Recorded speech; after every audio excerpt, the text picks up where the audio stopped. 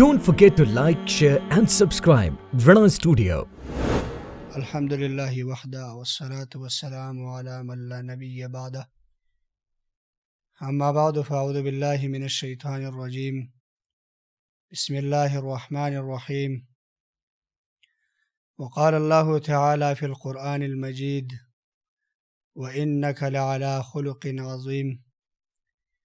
وقال النبي صلى الله عليه وسلم: ما من شيء أثقل في ميزان المؤمن يوم القيامة من حسن الخلق. محترم مسلمانان ورونو، یو مهمه موضوع چې دا غي شروع مونږ کوو هغه ډیره زبردسته او ښایسته موضوع ده او ډیره د فهم وړ موضوع ده چې هغه ښایسته اخلاق دي.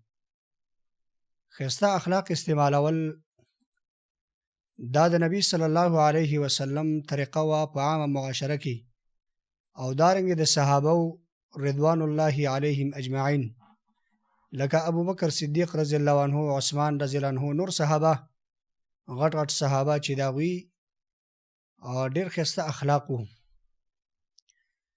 نو دا خبره خو ځکه مهمه ده چې یو وروسته به انشاءالله د دې فضایل هم بیان شي چې د نبی صلی الله علیه وسلم د ښایسته اخلاقو د وجې نه ډېرو صحابو ایمان راوړی و. یعنې ایمان کې ډېر خلک د رسول الله د اخلاقو د وجې نه داخل شوي وو. نو اخلاق ډېره یو مهمه موضوع په دې بنا باندې ده. اخلاق دا څه ته ویل کېږي؟ نو حسن بصري د اخلاقو تعریف کړی دی. هغه وایي چې حقیقت د ښایسته اخلاقو دا دی چې ته د خلکو سره احسان کې، بذل المعروف، د خلکو سره احسان کې، او وکف الاذى، او د خلکو نه هغه خپل ضرر، د ضرر به عام دی، که د لاس ضرر وي او دارنګې که د خولې ضرر وي او که نور د هر قسم ضرر وي، ته د خلکو نه هغه بند کړي. او دارنګې وطلاقة الوجه، د بل مسلمان ورور سره په کولاو مخ باندې ملاوېدل، په ښایسته په خوشحالۍ باندې په تبسم باندې هغه د بل مسلمان ورور سره ملاوېدل. حسن بصري دې ته اخلاق ویلی دي او یقیني چې دا معنی په دې اخلاقو کې پرتم ده. دغرنګې قاضي عیاض چې مشهور عالم دی د شفا والا، هغه هم په دې معنی د اخلاقو تعریف کړی دی د اخلاقو چې هغه هو مخالطة الناس بالجمیل، خلکو سره په عامه معاشره کې په ګاونډۍ کې په ګاونډیتوب کې د خلکو سره ښایسته اخلاق کول، دارنګې په عامه معاشره کې د مسلمانانو سره، د خپلو ملګرو سره، یعنې په کور کې د ماشومانو سره هغه ښایسته اخلاق استعمالول. نو قاضي عیاض چې کوم تعریف کړی دی د هغې هم دا حاصل دی. مثلا یو سړی دی تا ته تکلیف در رسوي، نو ته په هغه باندې صبر وکړي او هغه داسې وګڼې چې یاره دا تکلیف ما ته نه راکوي، دې ته ویل کېږي ښایسته اخلاق. بل مسلمان دی هغه تا ته نقصان در کوي، ته په هغې باندې صبر وکړي. دارنګې د حلم صفت په تا کې او هغه بردوباري صفت په تا کې، نو دې ته ویل کېږي ښایسته اخلاق.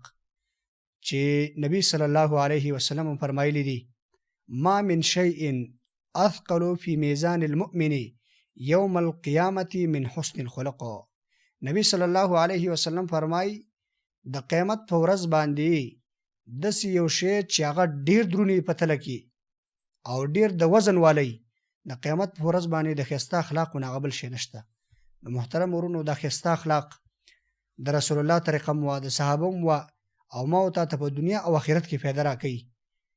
خلک عامه معاشره کې د هغه سړي صفت کوي چې د هغه اخلاق ښایسته دی، لکه وایي پلانکی ډېر خوش اخلاق انسان دی، او دغرنګې په آخرت کې فایده دا ده چې تله د حسناتو د نیکو تله الله رب العالمین په دې باندې درنوي. نو انشاءالله د اخلاقو فضایل او دارنګې هغه احادیث چې د اخلاقو په باره کې راغلي دي هغه به انشاءالله په نورو درسونو کې راځي. الله رب العالمین دې موږ او تاسو له د عمل کولو توفیق راکړي. وبالله تعالی التوفیق. Don't forget to like, share and subscribe. Rana Studio.